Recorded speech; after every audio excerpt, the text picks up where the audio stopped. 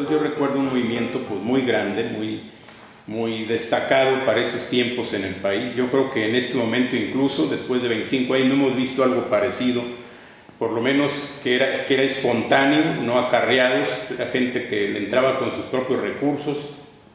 No había, como ahora ocurre, pues reparto de dinero, despensas y muchos bienes de distinta naturaleza. En aquel momento la gente le entraba como podía, pero le entraba. Y eso pues fue algo inédito en el país, y en Michoacán especialmente. En esa cita histórica de convergencia de distintas fuerzas democráticas, progresistas, de izquierda, partidaria, de distintos sectores de la sociedad, ¿cómo podrías en ese tramo tan importante de corriente democrática, Frente Democrático Nacional y los primeros años del PRD, cuáles eran las principales dificultades y avances? Pues los avances creo que especialmente se dieron en función de que había un programa para el desarrollo nacional del país común. Yo recuerdo que se planteaba una propuesta muy específica, muy concreta, que el ingeniero Cárdenas realizaba por un México para todos, o algo así se denominaba en ese tiempo el proyecto. Y también creo que algo de lo positivo de este asunto, que no eran dificultades, sino era lo más importante, lo más destacado, era que el ingeniero Cárdenas representaba la unidad de todas estas fuerzas, porque en alguna forma participaron todas ellas en la decisión de darse al candidato. El ingeniero no era de ninguna manera, para ninguna de las fuerzas que lo respaldaron, una imposición, o alguna de las fuerzas en particular lo impuso. Todo el mundo definió su posición de respaldar esa candidatura. Entonces, habiendo una propuesta programática por una parte y por la otra un candidato común de todos, pues creo que era de lo más exitoso en esa lucha de carácter político electoral contra el régimen, contra el poder dominante en ese momento, que era el Partido de la Revolución Democrática. Y las dificultades, pues creo que el origen diverso de distintos actores políticos pues hacía que luego no hubiera el embonamiento necesario. Había muchos intereses, legítimos todos ellos desde luego, pero muchos intereses, y a veces estos chocaban, no se conciliaban adecuadamente. Y entonces eso hacía que en algunos momentos y en algunos hechos se dieran divergencias que no contribuían para el mejor camino de esta lucha y de este movimiento. Eso es lo que yo recuerdo, así dicho muy rápidamente. De hecho, se podría entender que en función de estas líneas, estas ideas, hubo una gran convergencia en el Frente Democrático, pero ya no fue así cuando surge el PRD y desaparece el Frente Democrático, ¿verdad? Bueno, no fue exactamente así, efectivamente. Yo creo que aunque no fue automático, no en el momento del nacimiento del Partido de la Revolución Democrática, cuando desaparece el Frente Democrático Nacional y nace el partido, creo que hubo un buen lapso de tiempo de bastante conciliación, trato, diálogo. En los primeros años del partido, como recordamos, no había ni dirigentes impuestos de ninguna naturaleza, ni candidatos tampoco, así fueran fuerzas político-ideológicas dominantes en su interior, no imponían a nadie. Había elecciones abiertas, se elegían candidatos, se elegían dirigentes que la misma gente, los militantes y los ciudadanos que querían participar ponían. Eso ayudaba mucho para que se diera una unidad política importante al interior del propio partido. Con el tiempo pues empezó a cambiar todo esto, como ya sabemos, empezó a modificarse, y eso hizo que entonces las facciones, los grupos de poder empezaron a chocar más abiertamente. Entonces yo creo que no fue automático pues, pero sí, después de un tiempo empezó a cambiar totalmente el escenario que se veía en la formación del Partido de la Revolución Democrática, derivado del movimiento del Frente Democrático Nacional. A este arranque de todo un proceso que se recoge como un resultado lógico del 6 de julio, de darle continuidad a este gran movimiento, de darle estructura, de darle líneas programáticas, organizativas, etcétera, siguió en Michoacán una confrontación permanente con el régimen salinista y dos intentos fallidos por alcanzar la gobernatura en el 92 y 95. Hay opiniones muy claramente señalando factores externos del régimen, toda la imposición, manipulación de las elecciones, etcétera, etcétera, pero también mencionan algunos elementos de carácter interno, confrontación, división entre dos grandes bloques. ¿Tú cómo lo miras a la distancia?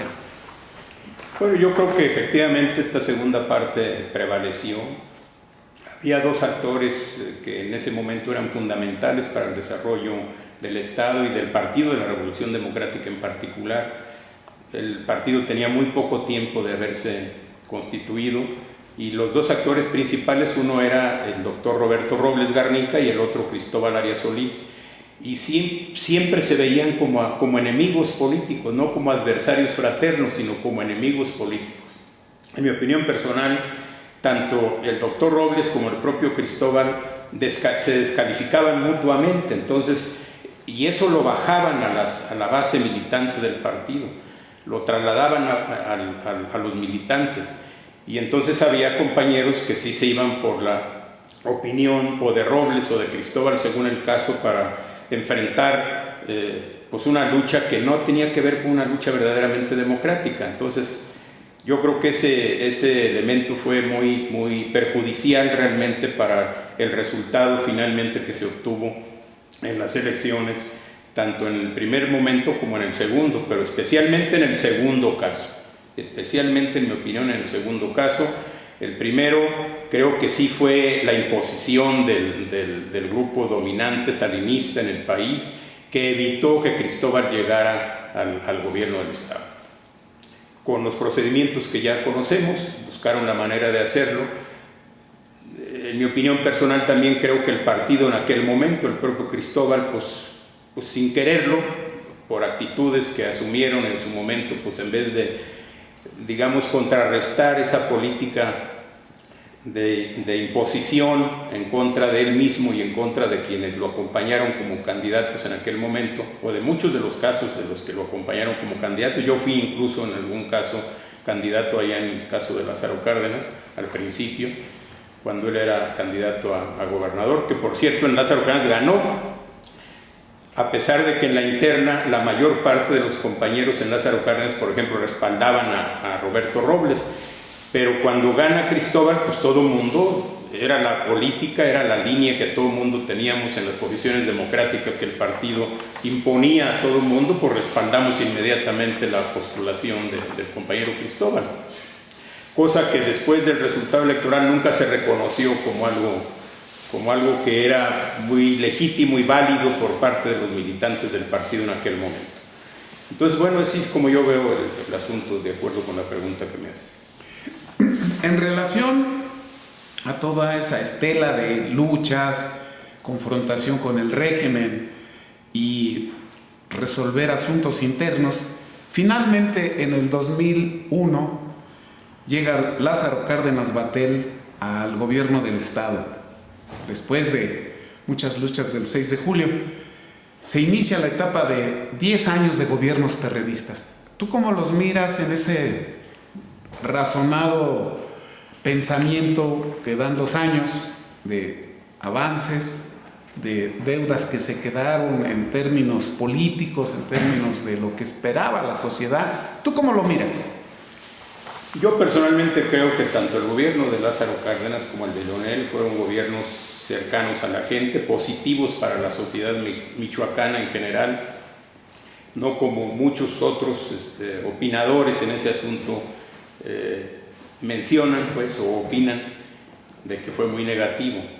En el caso primero de Lázaro Cárdenas fue un candidato que, como recordamos, pues, era, digamos, el candidato natural que aglutinaba a todo mundo, no nada más de adentro del partido, sino hasta de afuera del partido. Mucha gente lo respaldó, en buena medida por su propia posición personal. Lázaro también es portador genuino, legítimo de una posición político-ideológica muy reconocida y muy respetada en el estado de Michoacán.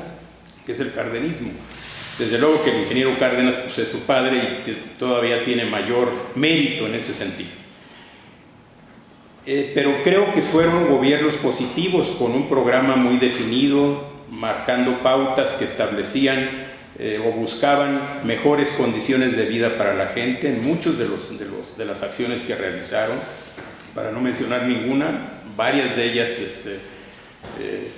tenían ese objetivo y tuvieron ese objetivo. Entonces, yo creo que especialmente con Leonel lo que ocurrió fue que el gobierno federal pues, se le fue a la yugular. O sea, buscó ubicarlo en una posición tal que lo descalificó totalmente. Los recursos que incluso le tenía que entregar no se los entregaba en tiempo y forma, le reducía los recursos que por ley tenía que entregarle.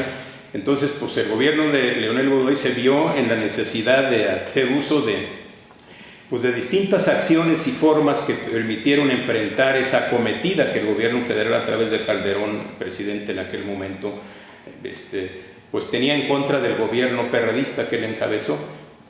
Pero en términos generales yo los califico como gobiernos realmente cercanos a la gente, dedicados a servirle a la población, a la comunidad, no como dicen que se robaron el dinero, que es... En fin, yo creo que las posiciones de quien los descalifica así, sin mayor análisis, por lo de la deuda y muchas otras cosas, pues olvidan que realmente el Estado de Michoacán, como en todas las entidades del país, depende en gran medida de un porcentaje altísimo de los recursos federales. Cuando los recursos federales llegan, pues entonces se aplican. Incluso en muchos casos, cuando quieren favorecer a algún gobernante, pues sabemos que llegan de más de los que legalmente incluso debieran de llegar.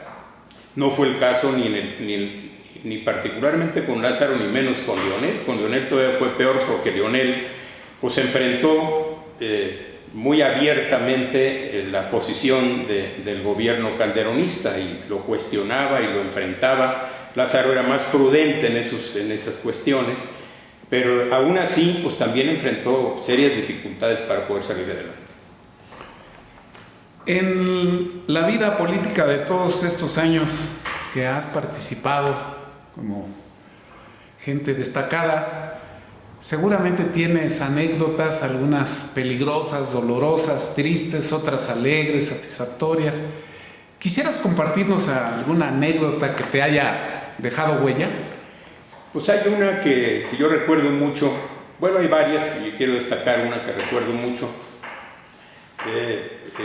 No recuerdo la fecha exactamente, pero se nos recomendó en el partido, en todos los distritos electorales, que no permitiéramos que se introdujeran elementos ajenos a los comités distritales electorales que en aquel momento operaban, porque se decía que iban a meter la mano, que iban a cambiar urnas, sacar boletas, etc. Creo que fue la primera ocasión que contendió el ingeniero Cuauhtémoc Cárdenas como candidato a la presidencia de la República.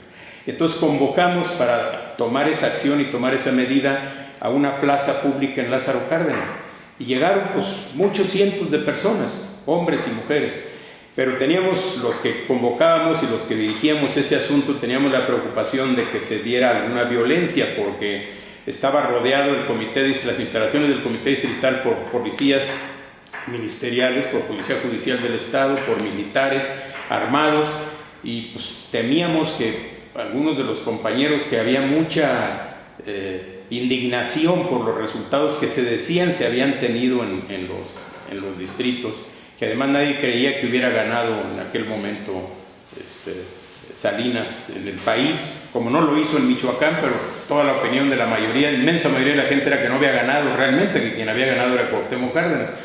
Y entonces usamos el micrófono y dijimos a la gente: esta es una lucha pacífica, vamos a rodear las instalaciones del comité distrital, no acepten provocación de ningún tipo, y si hay gente armada, por favor dejen las armas. Aquí en la oficina, teníamos una oficina en esa plaza.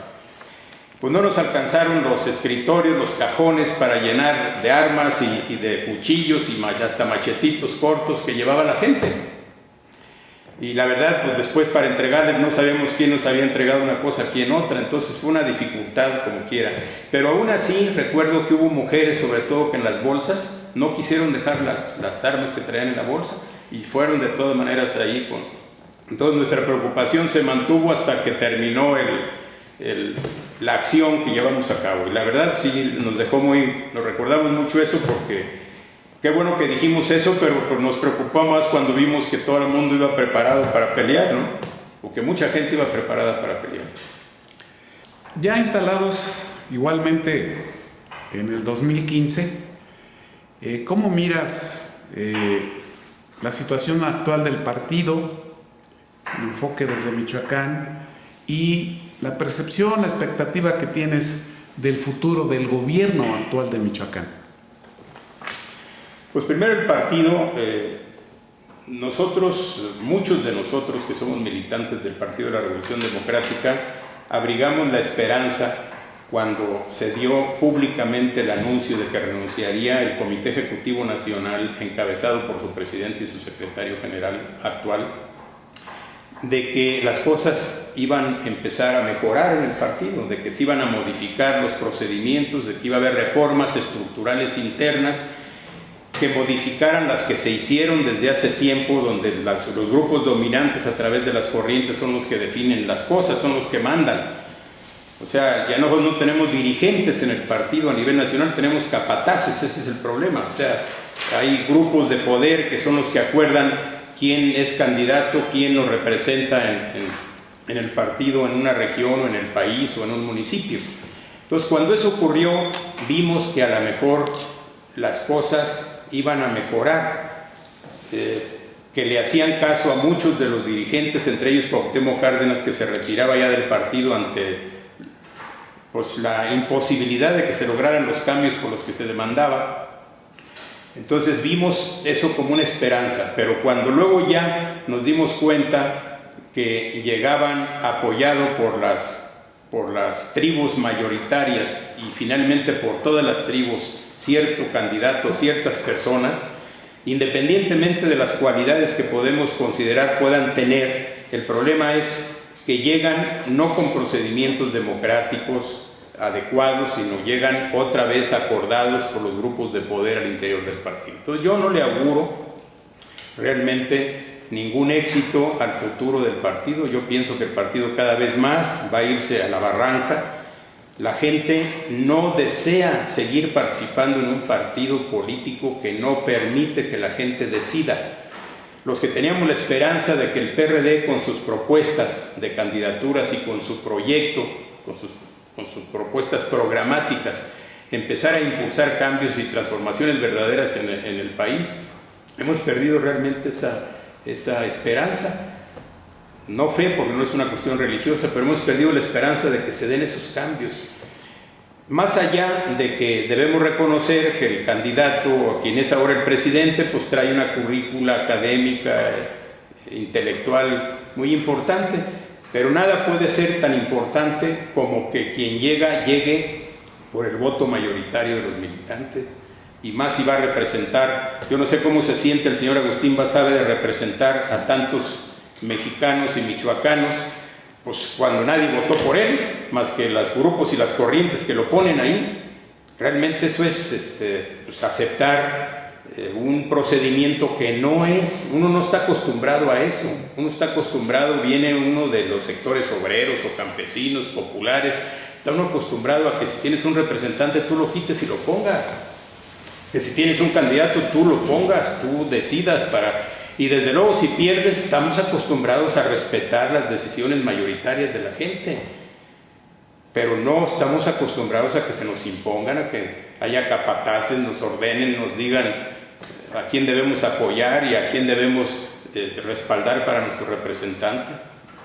Entonces yo no creo sinceramente que las cosas cambien, pero bueno, vamos a esperar. El señor Agustín Basabe dice que va a ser un verdadero partido ahora, que va a construir un partido de a de veras. Vamos a ver si es cierto. Como quiera, hay que esperar a ver si los hechos pues, nos llevan a pensar que efectivamente las cosas van a ir cambiando. Y respecto a lo del Estado, yo personalmente creo, yo lamento mucho que las posiciones que se están haciendo más claras del gobernante principal, en este caso el gobernador, sean esas las que enfrentan al movimiento democrático del magisterio, enfrentan a los normalistas, enfrentan a los grupos que se han defendido porque no han tenido otro camino con las armas del crimen organizado en distintas zonas y los llevan a desaparecer, que respalda el mando unificado. ¿Cómo va a respaldarse el mando unificado por una autoridad estatal? No hay mejor policía que la que ponen los ayuntamientos. El presidente municipal es el principal responsable de tener, es una policía preventiva, comunitaria y seguridad pública la que se va a prestar. Está en la Constitución que es facultad del presidente municipal poner a los policías. Claro, el mando unificado pues llevan a que los presidentes firmen, que lo pone el Estado y el Estado firma con la Federación, de que es la Federación la que manda eso. No es posible que esas políticas realmente se respalden nada más para quedar bien con el poder dominante en el país, que en este caso es el presidente de la República y el PRI como partido político. Entonces yo lamento que las cosas se den así. Ojalá que vayan cambiando las cosas, ojalá que vayan mejorando para bien. Si sigue dándose esta posición de confrontación entre el poder público del Estado y los grupos organizados más importantes del Estado, si no hay diálogo y más bien hay represión, yo no auguro tampoco que esto tenga un final feliz en un tiempo relativamente corto. Sí. Regresando un poco a los gobiernos perredistas de Lázaro y de Leonel Godoy, hay alguna situación que a los perredistas nos incomodó muchísimo. Sin embargo, no hubo ninguna protesta abierta, cuando menos.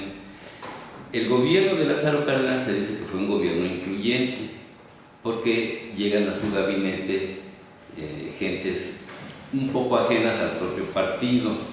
Por ejemplo, Hilda Abascal, de origen panista, Eloy Vargas, que se manifiesta directamente del grupo de los Ramírez, el mismo Humberto Suárez, y algunos otros también de origen priista. Y se decía que era tan plural el gabinete de Lázaro que hasta perredistas había, porque había algunos. Estos hechos que históricamente, bueno, ahí están plasmados, quedan como historia, pero a mucha gente nos da mucha curiosidad de cómo es que llegan, no en particular ellos, sino gente como ellos, es decir, en la mera cúpula, qué imposiciones, qué arreglos, qué sugerencias hay para que lleguen los diferentes personajes a formar parte del gabinete. Nos queda mucha curiosidad. No sé si en términos generales nos pudieras decir cómo será entre telones todo ese manejo.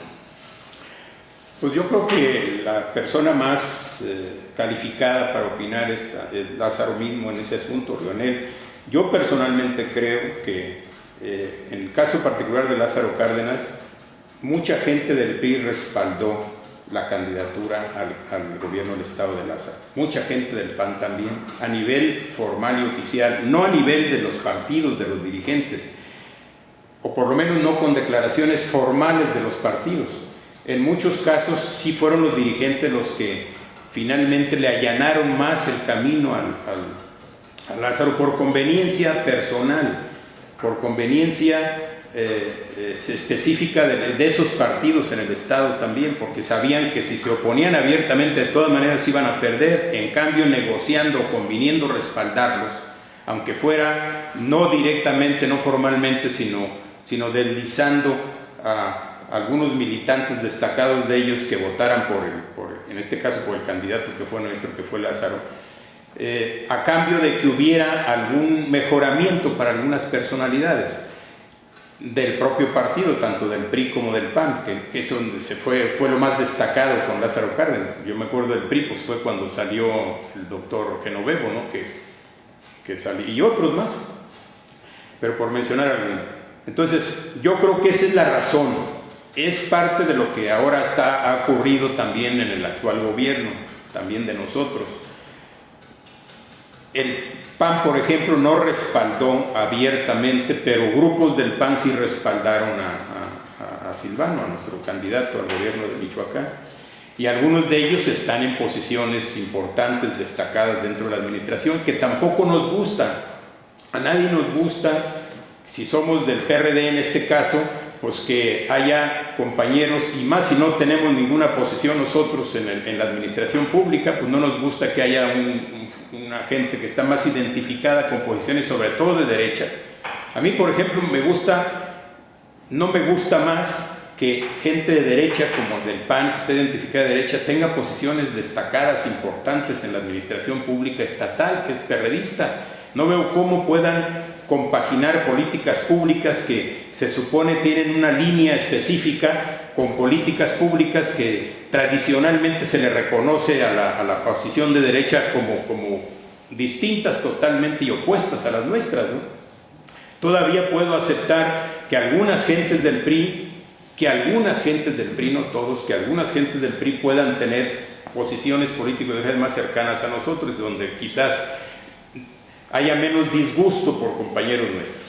Pero yo también tengo, igual que a ustedes, que a varios periodistas no les gustó, también tengo esas opiniones de que no nos gusta eso, pero las razones son esas, donde el gobernante, como son muchas las posiciones, pues para llevarse más votos, pues ofrece posibilidades de acomodo en alguna parte de la administración de ciertas personas. Termino diciendo que cuando se trata de que son finalmente, aunque sean posiciones importantes, son secundarias porque no imponen políticas públicas, sino las políticas públicas las impone el gobernante principal, en este caso el perredista Lázaro Cárdenas. Yo digo que finalmente si hay que negociar, más cuando se da uno cuenta que se mete la mano muy suciamente a veces en los procesos electorales. Creo que no ocurrió con Lázaro, pero por lo menos no abiertamente, ocurrió más con Leonel, donde sabemos que estuvo a punto de que casi salía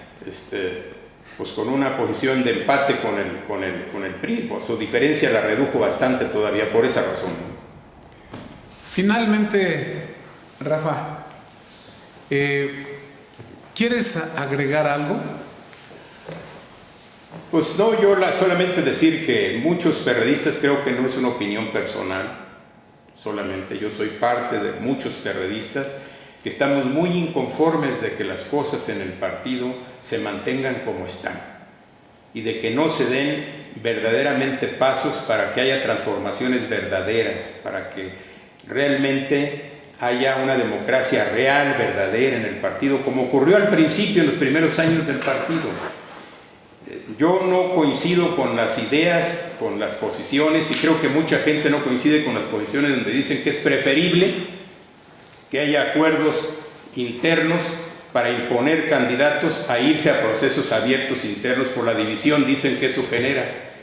Pues ¿cómo vamos a preferir el aceptar imposiciones a luchar abiertamente y en todo caso respetar la decisión mayoritaria de los militantes? Entonces, yo creo que si no cambian las cosas y ojalá los nuevos dirigentes que llegan a hacerse cargo del partido se den cuenta que tienen que cambiar. Se ha dicho mucho que en el 2018 se ocupa la unidad de la izquierda. Yo no veo cómo, por nadie propone cómo se da la unidad de la izquierda. Yo digo que la única manera de dar la unidad política de la izquierda es que sea en torno a un programa común y con una candidatura común donde participemos todos y finalmente respetemos las decisiones y quien resulte candidato respalde el programa común de todos.